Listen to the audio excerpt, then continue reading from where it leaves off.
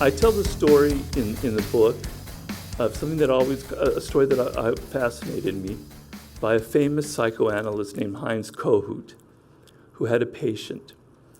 And this patient was a young man who had this pattern in life. He would get involved with young women in different relationships. There were like 4 or 5 of them.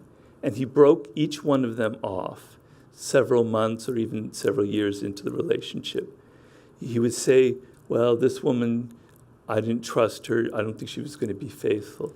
This other woman, she wasn't smart enough. She wasn't up to my level. This other woman, I think she was just out for my money. On and on. He would break the relationship off first. And in discussing with this patient, Kohut discovered that this young man had a mother who was very kind of narcissistic. She never quite paid very much attention to him. And so this was a very painful experience for him that he didn't really remember. But basically, he experienced her narcissism as a form of abandonment, as if she had left him.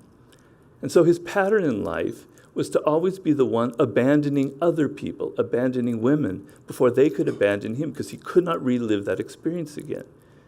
But his brain wasn't telling him that. His brain was telling him this woman was not good, she wasn't smart, she wasn't worthy, etc. He had no access to the actual source of the patterns of behavior in his life.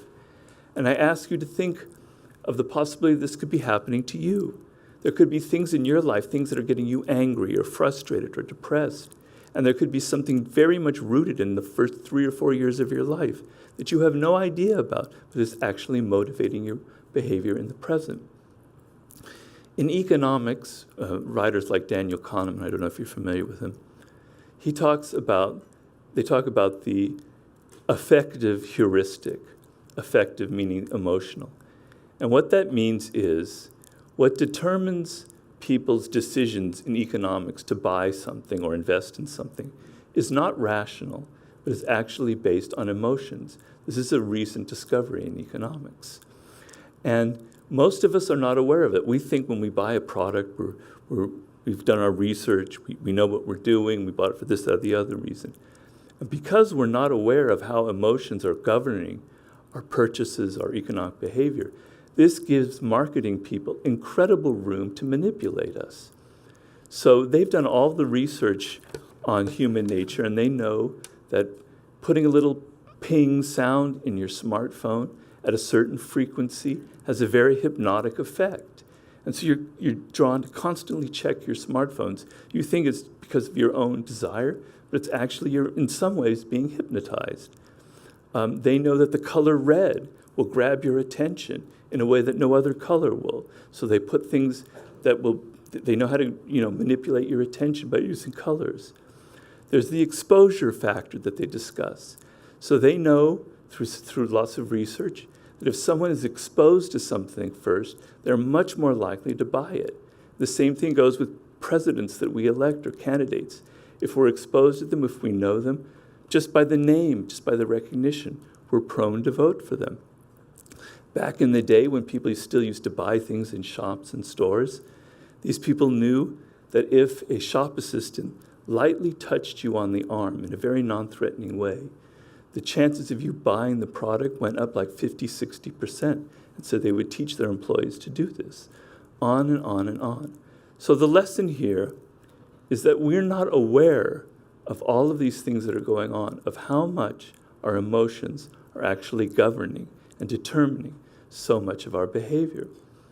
And the solution that I give in my book, the solution for us humans to actually become rational, like we imagine ourselves to be, is to become aware of this phenomenon. First, to not think that you're rational, to see the process. So it's not easy, but when you're feeling anger or you're feeling depressed, don't just act on it and mope or lash out, but why? Ask yourself why. What is going on here? Could there be something else going on that I'm not really thinking of? Is there something deeper going on? And you may not get to the answer. You may not uncover that thing that in your early childhood. But just in asking that question, you're going to create a little bit of space between the signal you're getting from your brain and your reaction. And that space, that time, that 10 minutes, that 1 hour that you don't react, is actually what's going to make you a more rational person in the long run. You'll be able to question, well, why am I really interested in buying this product? Is it because I'm being manipulated, or is it something that I really need? I talk a lot in my consulting with people who have to make important decisions. I can bet you that 95% of your decision, the strategy you're coming up with, is infected with emotions. I call it the rosy scenario. You're always imagining the best case that will emerge from this, but you're not seeing all the potential pitfalls. So you want to subtract all of these emotional elements before you make your decision. Going through this process is what will, in the end, finally make you rational.